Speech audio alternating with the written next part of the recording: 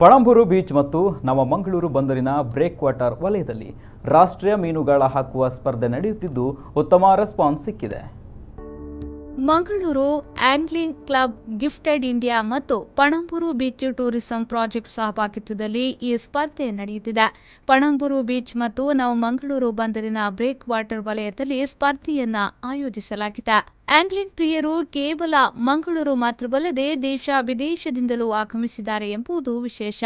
ಈ ಸ್ಪರ್ಧೆಯಲ್ಲಿ ಭಾಗವಹಿಸಲು ದುಬೈ, ಯಮನ್ ಸೇರಿದಂತೆ ವಿದೇಶದಿಂದ ಸ್ಪರ್ಧಿಗಳು ಹರಿದು ಬಂದಿದ್ದಾರೆ. ಅಲ್ಲದೆ ಬೆಂಗಳೂರು, ದೆಹಲಿ, ಮುಂಬೈ, ವಿಶಾಖಪಟ್ಟಣ ಸೇರಿದಂತೆ ದೇಶದ ಮೂಲೆ ಮೂಲೆಗಳಿಂದ ಗಾಳ ಹಿಡಿದು ಮೀನು ಹಿಡಿಯುವ ಸ್ಪರ್ಧೆಯಲ್ಲಿ ಭಾಗವಹಿಸಿದ್ದಾರೆ.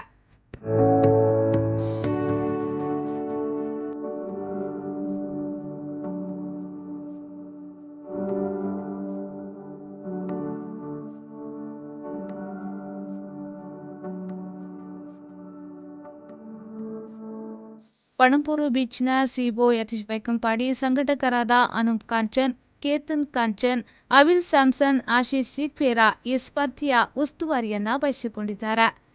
ನ್ಯೂಸ್ ಬ್ಯೂರೋ, ವಿ4 ನ್ಯೂಸ್, ಮಂಗಳೂರು.